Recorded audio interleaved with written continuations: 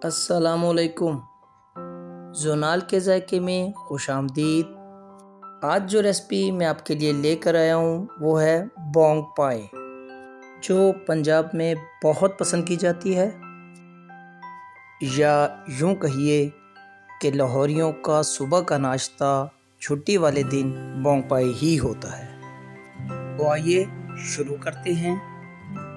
एक अदद बड़े का ताज़ा पाया ले लीजिए, कुछ नलियाँ और गुड़ साथ में ऐड कर लीजिए, इससे जायका बनता है।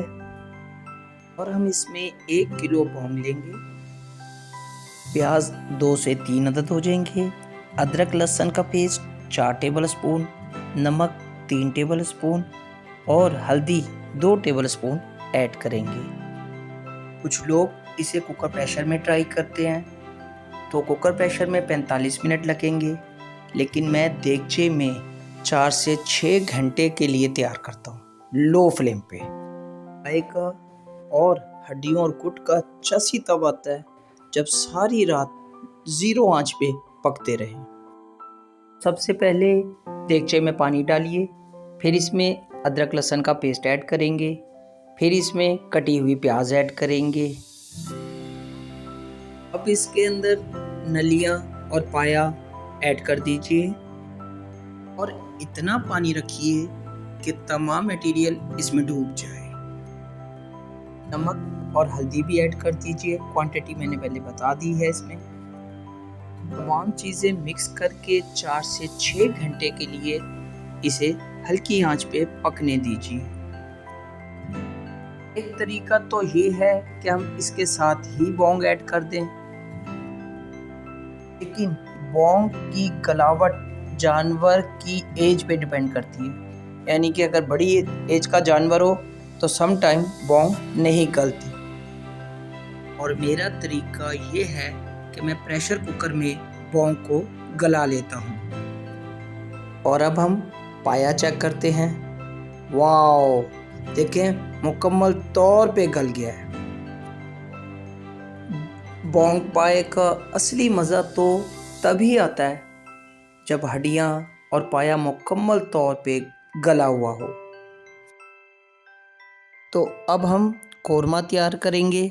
इंग्रेडिएंट हैं प्याज 2 अदद, अदरक लहसुन का पेस्ट 2 टेबल स्पून, दही आधा किलो, किसी भी ब्रांड का पाया मसाला ले लीजिए।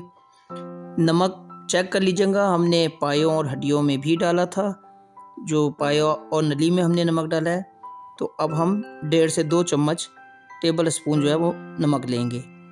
मिर्च 2 टेबल स्पून, हल्दी 1 टेबल स्पून, पिसा धनिया तकरीबन 1.5 टेबल स्पून कर लीजिए, और गरम मसाला 2 टेबल स्पून।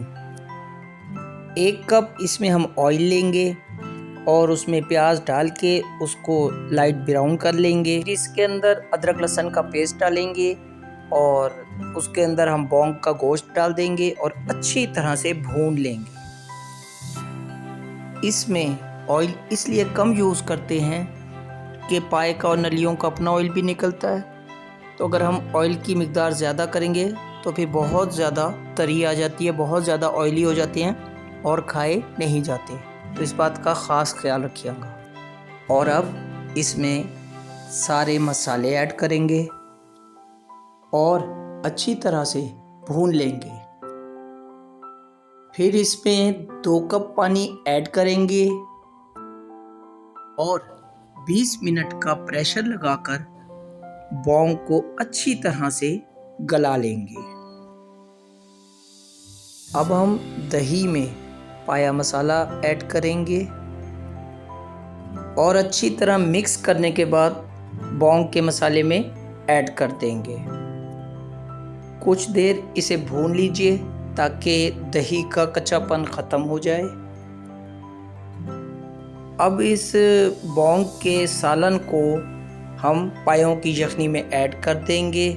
लें जनाब, हमारा बोंग पाया तैयार हो गया है और इसे अच्छी तरह से गार्निश कर लीजिए और ये सर्व करने के लिए तैयार है। अगर आपको हमारी रेसिपी पसंद आई है तो इसे लाइक कीजिए, शेयर कीजिए और हमारे चैनल जोनाल के ज़ायके को सब्सक्राइब कीजिए। اپنا بہت سا خیال رکھیے. بہت شکریہ. دعاؤں میں یاد رکھیے.